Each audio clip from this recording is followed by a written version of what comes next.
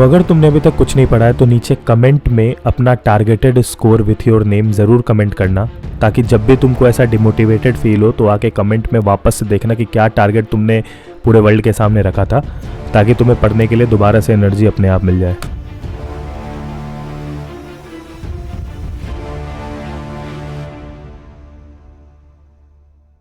अगर अभी तक भी कुछ नहीं पढ़ा है ना, तो अभी पूरी दुनिया तुम्हारे पीछे पड़ गई और सबने बोल दिया कि अब तो कुछ नहीं होने वाला।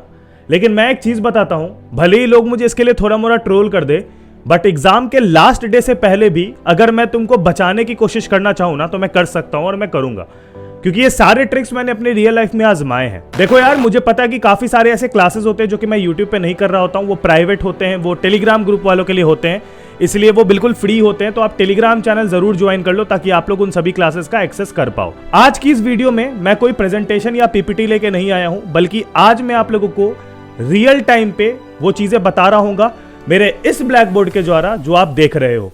देखो, अगर 20 डेज रोड मैप की बात करें तो उससे पहले मेरे को एक चीज बताना है तुम लोगों को। देखो, अगर मैं बात करता हूं एक किसी भी गेम की, तुमने जरूर काफी सारे गेम्स देखे होंगे, जैसे तुमने क्रिकेट देखा होगा, और मे भी अगर तुम मेरे तरह फुटबॉल फैन हो तो तुम फुटबॉल भी देखते होगे, ठीक है। हो सकता है तुम रोनाल्डो और मेसी में से किसी एक को पसंद करते होगे या फिर किसी को भी करते होगे, ठीक है। इन दोनों गेम्स से में, और अगर तुम ई स्पोर्ट को भी फॉलो करते हो जैसे पबजी वगैरह, तो एक वर्ड आता है जिसको हम लोग कहते हैं क्लच गॉड। सुना है तुमने? जरूर सुना होगा। क्लच गॉड का मतलब क्या होता है कि वो इंसान जो कि लास्ट में आके पूरा का पूरा गेम जो है उसको पलट देता है। जैसे मान लो कोई एक टीम है, फुटबॉल टीम है, जो कि 3-0 से लीड कर रही है, ठीक है। अगर हम लोग एल क्लासिको में जाए 2017 रियल मैड्रिड वर्सेस बार्सिलोना के भी कुछ मैच देख ले, तो 3-0 से मान लो लीड कर रही है। फिर एक क्लच गॉड आता है, let's suppose CR7 Cristiano Ronaldo 7, और वो आके इस गेम को पूरी तरह से पलट देता है, ठीक है। या फिर अगर आपने IPL देखी हो, या फिर अगर आप किसी भी क्रिकेट पर्सन को फॉलो करते हो, अगर आपने धोनी सर की देखी हो बैटिंग, तो आपको पता होगा कि एक वर्ड आता है जिसको कहते हैं फिनिशर। तो ये फिनिशर और ये क्लच गॉड जो है वो एक तरह का सेम वर्ड होता है, ठीक है। और तुम अभी के टाइम पे तुमको बनना होगा वही फिनिशर या फिर वही क्लच गॉड। देखो यार, लास्ट 20 डेज की अगर हम लोग सिर्फ और सिर्फ बात करते हैं कि लास्ट 20 डेज में क्या पॉसिबिलिटी हमारे पास आती है, तो मैं तो एकदम सिंपल से एक वर्ड बोलता हूं तुमको, ठीक है। देखो मेरी बात समझो, अब हम लोगों का जो फोकस है ना, उसको बहुत अच्छी तरीके से हम लोगों को डाइवर्ट करना होगा, चेंज करना होगा, और उस डायरेक्शन में लेके जाना पड़ेगा जिस डायरेक्शन से हम लोग मैक्सिमम रिजल्ट्स निकाल सकते हैं। सिंपल सी बात है, 20 दिन को अगर हम लोग इक्वेट कर रहे हैं हमारे साल के 280 दिन से, तो सिंपल सी बात है, तुमको पता है कि ये कितना बड़ा नंबर है। यानी कि मेरे को एक दिन में कम से कम 22 दिन का लगभग काम करना होगा। ये मैंने ऐसे ही रैंडम कैलकुलेशन करी है, कोट मत करना। तो एक दिन में तुमको 22 दिन का काम करना है। अगर मैं पॉसिबिलिटी की बात करूं तो ये तो जीरो है, एक दिन में 22 दिन का काम नहीं हो सकता है। ऑफ कोर्स ये बात है, क्योंकि 22 दिन में अगर तुम 5-6 घंटे पढ़ रहे होते तो तुम एक बहुत बड़ा अमाउंट पढ़ रहे होते, और इसको कितना भी कंप्रेस करोगे तो एक दिन में करना इम्पॉसिबल है। तो इसीलिए मैं एक चीज कहता हूं ना कि उस समय पॉसिबिलिटी को देखना चाहिए कि मेरे पास पॉसिबिलिटी क्या है। जैसे अभी तुम्हारे पास पॉसिबिलिटी है हायर स्कोरिंग का। कैसे? अब काफी बच्चे ये सोचने लगे कि भैया हायर स्कोरिंग की पॉसिबिलिटी मेरे पास कैसे आती है।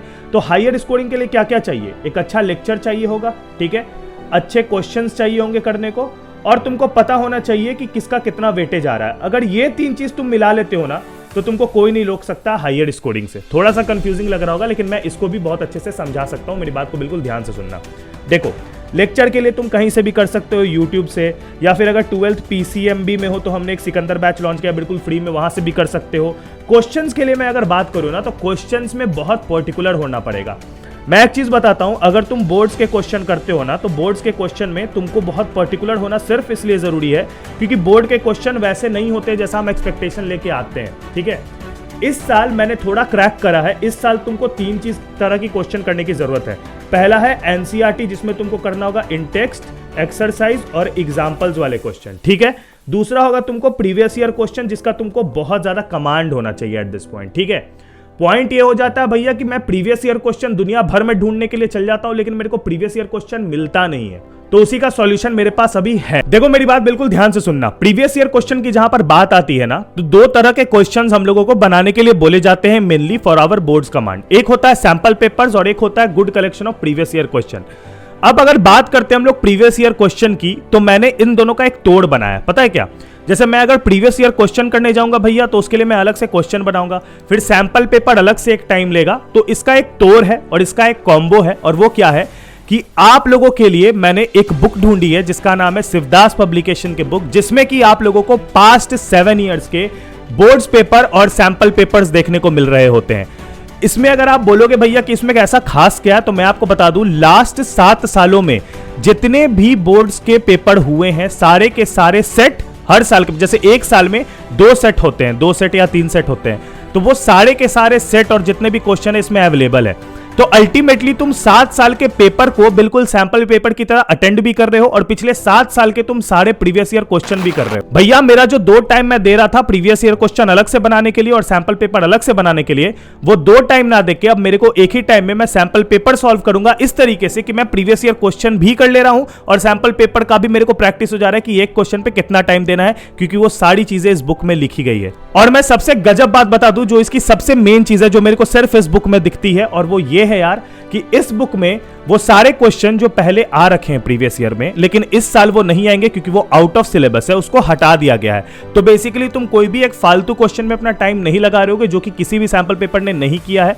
वो सारे क्वेश्चन जो पिछले ईयर्स में आ चुके हैं वो इस बुक्स में नहीं है, इससे हटा दिए गए हैं, और जो तुम्हारे इस साल आने के चांसेस है वही है। देखो यार, ऐसे तो ये ऑफलाइन स्टोर पे तुमको मिल जाएगी, नियरली जाओगे, बोलोगे शिवदास पब्लिकेशन का सैंपल पेपर चाहिए तो वो दे देंगे, लेकिन इन केस मान लो वहां पर आउट ऑफ स्टॉक हो गया होगा क्योंकि अभी हो रखा है बहुत जगह से, तो तुमको बेस्ट डिस्काउंट के साथ जो लिंक होगी वो डिस्क्रिप्शन में मैं डाल दे रहा हूं, वहां से जाके इन बुक्स को ऑर्डर कर लो, 2 से 3 दिन में आ जाएंगे और तुम अपना जो भी प्रीवियस ईयर क्वेश्चन और सैंपल पेपर है सब एक साथ कर सकते हो। ठीक है, तो नीचे डिस्क्रिप्शन में लिंक दे दिया, जाओ फटाफट और एक्सेस कर लो। ठीक है, अब देखो यार, मैंने एक छोटा सा जो क्रैक ढूंढा था 20 डेज के लिए, वो मैंने क्या ढूंढा है मैं समझाता हूं। देखो 30 डेज वाले रोड मैप वीडियो को अगर देखना चाहो तो उसको भी देख लो, उसमें तुमको ना एक अच्छा आइडिया हो जाएगा कि चीज़ों को करना कैसे, क्योंकि उसमें काफ़ी डिटेल्ड में बता रखा है। ठीक है, नहीं तो अगर एक और मैंने बनाई थी 18 डेज की रोड मैप, ठीक है, ये 18 डेज की जो रोड मैप थी ये मेरी खुद की थी, जो मैंने अपने टाइम पे 18 दिन में अच्छा स्कोर करा था ना, उसकी रोड मैप मैंने अपनी पूरी स्टोरी और अपनी स्ट्रैटेजी शेयर करी थी जो मैंने यूज करी थी अपने टाइम पे, तो तुम उसको भी देख सकते हो, दोनों का लिंक मैं डिस्क्रिप्शन में डालने की कोशिश करूंगा अपने एंड से। ठीक है,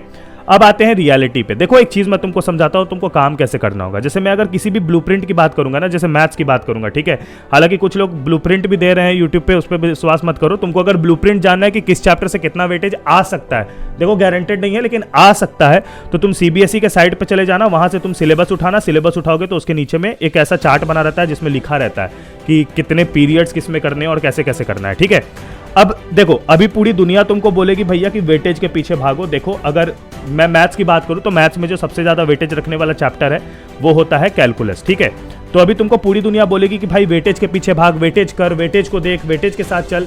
मैं बोलूंगा यार नहीं, वेटेज के साथ चलना इज नॉट एन ऑप्शन, क्योंकि मैं आपको समझाता हूं, मैथ्स में अगर कोई बच्चा पूरे साल नहीं पढ़ा और उसको डायरेक्ट कैलकुलस पढ़ाओगे ना, वो अपना सारा समय इसमें बर्बाद कर देगा।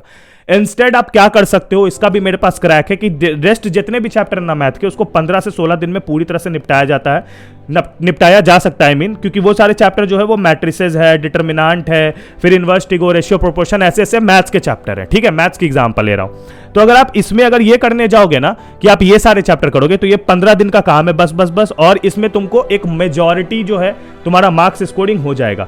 बिल्कुल यही वाले है ना, हम लोगों को अपनी जो स्ट्रैटेजी है ना उसको उल्टी करनी पड़ेगी। मैं समझा रहा हूं वाई रिवर्स स्ट्रैटेजी लगानी क्यों जरूरी है। ठीक है, अब देखो तुमको क्या है ना कि तुमको एक रिवर्स स्ट्रैटेजी लगानी पड़ेगी। जैसे मैं तुमको समझाता हूं, अगर लास्ट मोमेंट पे कोई गेम जीतता है, जैसे महेंद्र सिंह धोनी लास्ट मोमेंट पे गेम जीतते थे, तो वो क्या करते थे, वो सिंपल ये देखते थे कि अभी के टाइम पे बॉलर्स पे दबाव बना दो कि वो आउट नहीं कर पा रहा है, टिक जाओ थोड़ी देर ताकि उस पर दबाव बन जाए, वो गलती कर दे जिसमें कि मैं छक्के और चौके मार पाऊं। राइट, सिंपल तुमको यही करना है। अभी तुम्हारा जो होता है रिवर्स स्ट्रैटेजी ये होना चाहिए कि अभी मैं मेन चीजों से शुरुआत ना करके मैं उन लाइटर चीजों से शुरुआत कर लूं जो कि मेरे लिए अडेप्टिव भी हो और जो चीजें स्कोरिंग भी हो। जैसे मैं तुमको समझाता हूं, अगर तुम क्लास 10th में हो, ठीक है, और अगर तुम क्लास 12th में हो, अगर तुम डायरेक्ट किसी हार्डर सब्जेक्ट पे उतरोगे या फिर डायरेक्ट किसी हार्डर चैप्टर पे उतरोगे ना, तुमको कैच करने में और उसको प्रोसेस करने में बहुत टाइम जाएगा, जो कि तुम्हारी बहुत परेशानी क्रिएट कर देगा। इसीलिए यार लाइटर चैप्टर पे उतरो। लेकिन भैया मैंने तो कभी पढ़ा नहीं है, तो मेरे को पता कैसे चलेगा कि लाइटर चैप्टर मेरे पास क्या हो सकते हैं जिसको मैं 20 दिन में कवर अप भी कर लूं और अच्छे से कर भी लूं। तो मैं तुमको एक चीज एकदम रियलिटी बताता हूं, लाइटर चैप्टर्स वही चैप्टर्स होते हैं, अगर आप सीबीएसई सिलेबस उठा के देखोगे ना तो आपको दिख जाएगा, जिसमें कि आपको नंबर ऑफ पीरियड्स कम लगे, ठीक है, और उसमें जो मार्क्स है वो ज्यादा रहे। ठीक है, ऐसे कुछ लाइटर चैप्टर्स होते हैं, उसमें लिखा रहता है नंबर ऑफ पीरियड्स, यानी कि उसकी लेंथ है बेसिकली उसका मतलब, और मार्क्स भी आपको दिख जाएंगे। ठीक है, उसके लिए आपको बस सीबीएसई का वो जो है वो देखना पड़ेगा। मैं आपको एक एग्जांपल दिखा सकता हूं अगर आप चाहते हो तो। वेट अ सेकंड, मेरे पास होगा रखा हुआ, मेरे इस आईपैड में। वेट अ सेकंड, कहीं पर मैंने छुपा के रखा होगा, ये रहा। तो देखो यहाँ पर तुम देख पा रहे हो, मैंने इसको ऐड किया अभी जस्ट। ये फिजिक्स का है, क्लास 12 का। इसमें तुम देखो, जैसे मैं इसमें अगर एनालाइज करने जाऊंगा ना, मैं बिल्कुल लाइव कर रहा हूँ तुम्हारे लिए यार, थोड़ा सा इज्जत करना और मेरा लाइक टारगेट और सब्सक्राइबर टारगेट जरूर पूरा करना। तो ये देखो क्लास 12 की है, ठीक है। अब इसमें तुम देखो नंबर ऑफ पीरियड्स कहाँ कहाँ कम दिख रहे हैं, 14, 14, 15, 15, 15। लेकिन मार्क्स देखो, 7 मार्क्स, 6 मार्क्स, 6 मार्क्स, 8 मार्क्स और 6 मार्क्स। यहाँ 15 करके मेरे को 7 मार्क्स मिल रहे हैं, यहाँ भी 15 करके मेरे को 8 मार्क्स मिल रहे हैं। तो ये मेरी प्रायोरिटी हो जाएगी। बाकी जितने भी एक और 15 वाला है, 7 मार्क्स वाला, तो ये जो 18 टाइम लेने वाले हैं ना, ये थोड़े लेंदी हो सकते हैं, थोड़े से इसमें हो सकता है। लेकिन अगर आप ऐसे देखोगे जनरली तो नहीं है। बाय द वे ये केमिस्ट्री का, सॉरी मैं देखना भूल गया, ये केमिस्ट्री का है, ठीक है। तो आप ऐसे देखोगे बिल्कुल इसी तरीके से आपको क्या पता चलेगा ना। जैसे मैं आपको एक ट्रिक बताता हूँ, जैसे मान लो नंबर ऑफ पीरियड्स है ना, मैं इसको कैसे हटा सकता हूँ, कोई तरीका होगा? ओके, इसको हटाने का, हाँ ठीक है, इसको हटा सकते हैं क्या हम लोग? हेलो हेलो, नहीं, वेट अ सेकंड, मैं इसको बैक बैक करके हटा देता हूँ। वेट अ सेकंड गाइस, थोड़ा सा मैं टेक रिलेटेड में थोड़ा सा कमजोर हो चुका हूँ जीवन में, लेकिन कर रहे हैं, अपन काम कर रहे हैं इस पर, ठीक है। हाँ तो वेट, हाँ ठीक है। तो मैं तुमको एक चीज बताता हूँ, जैसे मेरे को अगर करना रहेगा ना कि number of periods is equals to क्या होता है, तो मैं तुमको समझाता हूँ। नंबर ऑफ पीरियड्स का बेसिक कंसेप्ट है नंबर ऑफ आवर। जैसे मान लो नंबर ऑफ पीरियड्स दे रखा है उसमें 15, तो इसका मतलब है इस चैप्टर को पूरी तरीके से कंप्लीट करने में तुमको 15 आवर जाएंगे। अब इस 15 आवर को तुम क्या कर सकते हो कि तुम 3 दिन में कन्वर्ट कर सकते हो 5-5 आवर करके, या फिर तुम चाहो तो इसको 2 या 2.5 दिन में भी कन्वर्ट कर सकते हो। इसमें तुम्हारे क्वेश्चन भी इंक्लूड होते हैं और इसी आवर में। तो तुमको एक टारगेट सेट करना है ना कि मेरे को इतने समय में इस चैप्टर को निपटाना है या फिर इतने समय में ये चीजें करनी है, तो तुम टारगेट सेट सिर्फ और सिर्फ सीबीएसई के सिलेबस से ही कर सकते हो। वो सीबीएसई के सिलेबस में इतना जान है ना कि तुमको कोई भी स्ट्रैटेजी वीडियो देखने की जरूरत नहीं पड़ेगी ऐसी टाइप की। तुम वहीं से अपना टारगेट सेट कर सकते हो, तुम वहीं से अपने क्वेश्चन, तो मैंने बता दिए कौन से करने हैं, और इस तरीके से तुमको अगले नेक्स्ट 20 डेज के लिए जाना पड़ेगा। देखो लास्ट में मैं बिल्कुल ऑनेस्ट तरीके से बताता हूं, 20 डेज में अगर तुमने अभी तक कुछ नहीं पढ़ा है तो ऑफ कोर्स ही बात है कि तुम्हारे मन में आ चुका होगा कि 95%, 96% तो नहीं हिट होगा। लेकिन मेरे को बस एक चीज बोलने की जरूरत है जो कि तुमको सुनने की जरूरत है एट दिस पॉइंट, ठीक है। अगर आप अपना टारगेट दूसरे लोगों की सक्सेस से ऊपर सेट करोगे ना, तो आप गिरते पड़ते हारते भी उनकी सक्सेस तक ही पहुंचोगे या फिर उनकी सक्सेस से ऊपर ही रहोगे एट द एंड। 95% का टारगेट लेना अभी के टाइम पे बहुत इंपॉसिबल है, किसी भी तरीके से हम लोग उसको सोच नहीं सकते। लेकिन एक चीज बहुत इंपॉर्टेंट ये है कि वो 95% का टारगेट अगर मैं अभी भी लेके चलता हूं ना, मैं गिरते पड़ते 85-80 पे तो रुकूंगा ना भाई, इज्जत भर मार्क्स तो लेके जाऊंगा ना। तो टारगेट सेट करने में कोई दिक्कत नहीं है। दुनिया मजाक उड़ाती है, उड़ाने दो, हमारी भी उड़ाती है भाई, हम तो वीडियो बनाते हैं, तुम्हारी क्यों नहीं उड़ाएगी, तुम तो पढ़ते हो।